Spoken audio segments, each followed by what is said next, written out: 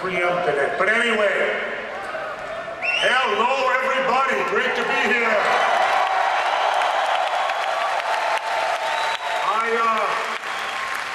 I haven't given a political speech for quite some time now, but I felt that this was the occasion to come out of retirement.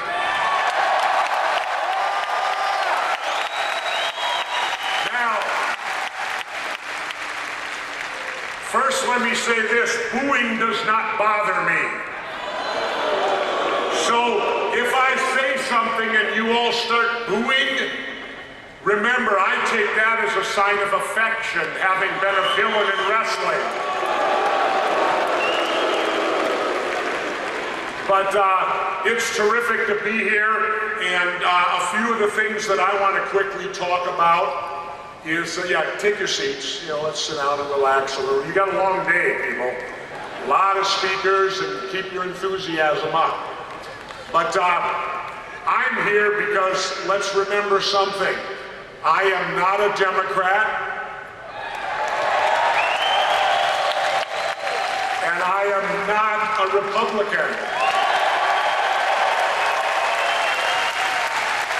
And I say that very proudly today because I think these two parties are destroying our country.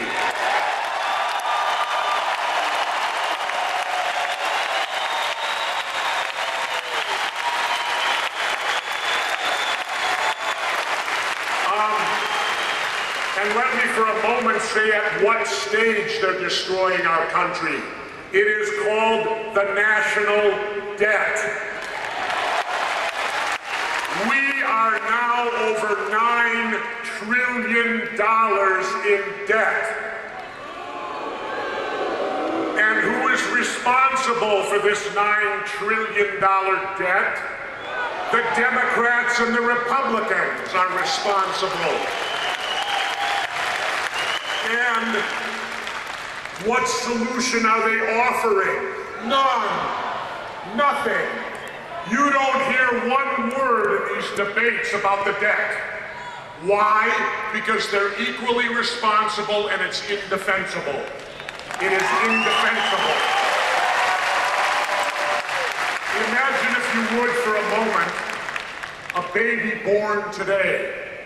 A baby born today, September the 2nd, 2008, before it takes its first breath of air, is already $30,000 in debt. $30,000. Now, imagine that baby can't even get a job for 15 years to start working that debt off, can they? So what will that, at the rate we're going, what will that $30,000 debt be to that child by the time that child reaches, say, age 15? Who knows at the rate we're going? And we have to start fighting back. It's that simple.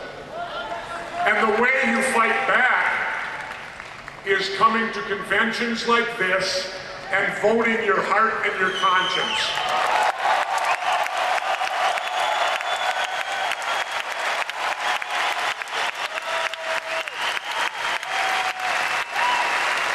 Remember something, if you will, about voting. Voting is not a horse race.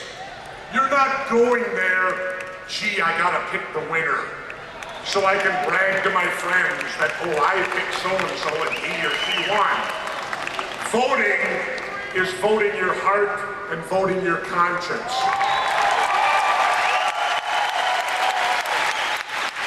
And when you do that, don't ever let a Democrat or Republican tell you you've wasted your vote.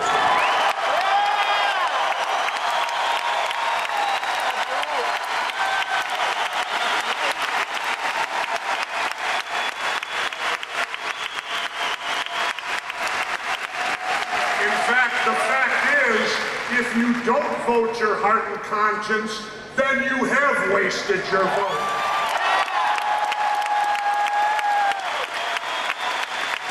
Also, the key to all of this, and I know I have a little bit of experience, The key to all of this is we must open up the debates.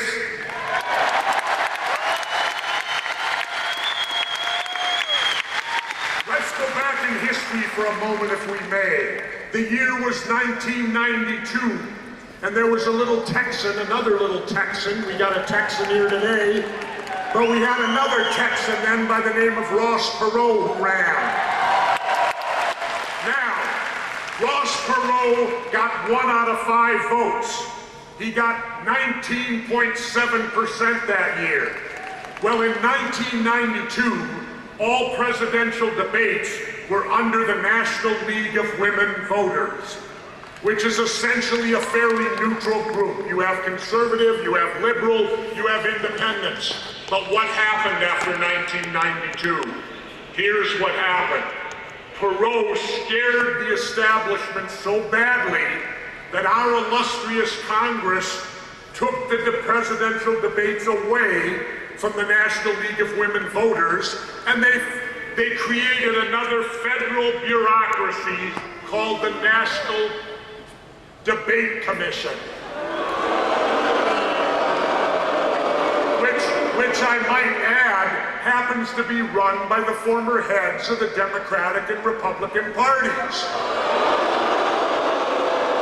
So what happened when 96 came around? Ross Perot had qualified for nearly 30 million of your tax dollars in the 92 race.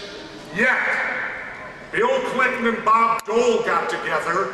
Bob Dole did not want Perot in the 96 debates because he felt it would erode from his conservative base. So him and Clinton got together and cut a deal.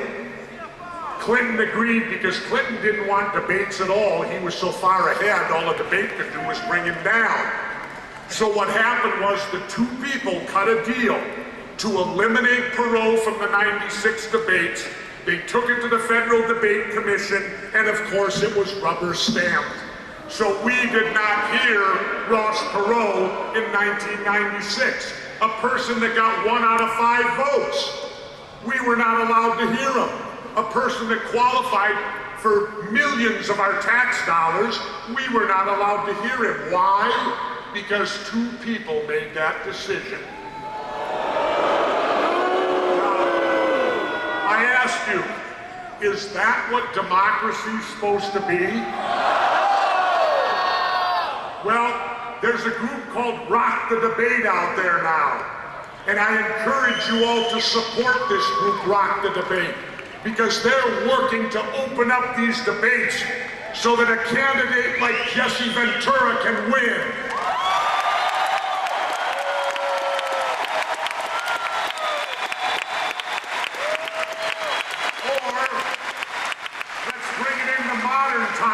In 2008, a candidate like Dr. Ron Paul could win.